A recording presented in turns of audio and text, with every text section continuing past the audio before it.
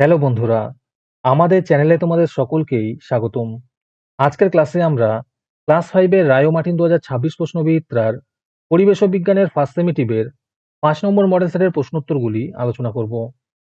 পরিবেশ ও বিজ্ঞানের আগের মডেল সেটগুলির প্রশ্নোত্তরের ভিডিও তোমরা যদি দেখে না থাকো, তাহলে অবশ্যই আমাদের চ্যানেলে গিয়ে দেখে নিও। নিচে ডিসক্রিপশনে লিংক আমি দিয়ে রাখলাম। আর তোমরা যদি আমাদের চ্যানেলে নতুন হয়ে থাকো, তাহলে চ্যানেলটিকে সাবস্ক্রাইব করে পাশে থাকা বেল আইকনটি অলে প্রেস করে রেখো। তাহলে পরের ক্লাসের ভিডিওগুলি আমি আপলোড করলেই তোমাদের কাছে নোটিফিকেশন পৌঁছে যাবে। তাহলে শুরু করা যাক। প্রথমে আছে সঠিক উত্তরটি বেছে নিয়ে লেখো। প্রথম প্রশ্ন হলো, কাঁধ থেকে কুনুই পর্যন্ত হাড়কে বলে হিউমেরাস। দ্বিতীয় প্রশ্ন হলো, কেলেঘাই ও কংসাবতী নদীর মিলিত প্রবাহের নাম হলদি।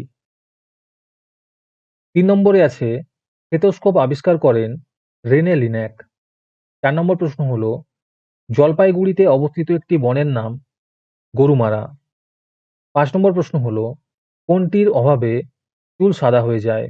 এর উত্তর হবে মেলানিনের অভাবে। তারপরে আছে শূন্যস্থান পূরণ করো।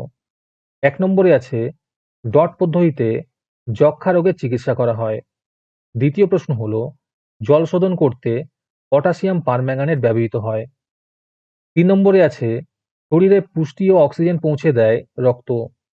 4 নম্বরে আছে রয়্যাল বেঙ্গল টাইগার সুন্দরবন অঞ্চলে দেখা যায়। 5 নম্বরে আছে সূর্যরশ্মির প্রভাবে আমাদের ত্বকে ডি ভিটামিন তৈরি হয়। আজকের সমাধান করা মডেল সেটটির মূল্য মাত্র 3 টাকা। তোমরা আমাদের হোয়াটসঅ্যাপ নাম্বার 7501121499 যোগাযোগ করে এই মডেল সেটটি নিতে পারো এবং পরবর্তী মডেল সেটের ভিডিও পেতে আমাদের ইউটিউব চ্যানেলটি সাবস্ক্রাইব করে রেখো এবং অ্যাডভান্স নোটিফিকেশন পেতে আমাদের হোয়াটসঅ্যাপ চ্যানেল জয়েন করতে পারো। ডিসক্রিপশনে লিংক দেওয়া রইল, তোমরা সেখানে গিয়ে আমাদের হোয়াটসঅ্যাপ চ্যানেল জয়েন করতে পারো। তারপরে 3 নম্বরে আছে নিচের প্রশ্নগুলির উত্তর দাও। 1 নম্বর প্রশ্ন হলো, মানব শরীরে ত্বকের কাজ কি? এর উত্তর হবে চামড়ার কাজ হলো বাইরের আঘাত, রোগ জীবাণু ও সূর্যের অতিবেগুনি রশ্মির ক্ষতিকর প্রভাব থেকে দেহকে রক্ষা করা। দ্বিতীয় প্রশ্ন হলো, নিত্যবহ নদী কাকে বলে? উদাহরণ দাও।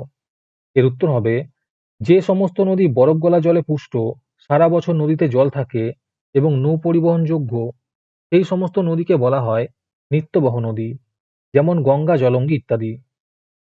3 নম্বর প্রশ্ন হলো, ওআরএস এর পুরো নাম কি? কেন দেওয়া হয়?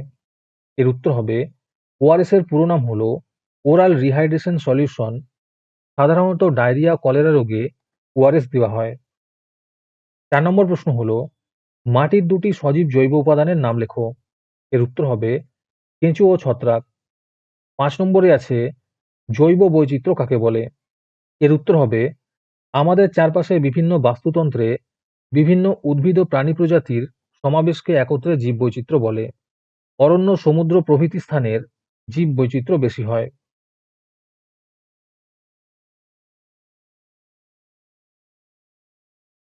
আজকের ক্লাসটি তোমাদের ভালো লেগে থাকলে ভিডিওটিকে লাইক এবং চ্যানেলটিকে সাবস্ক্রাইব করে দিও। সাথে ভিডিওটি তোমাদের সহপাঠীদের শেয়ার করে দিও।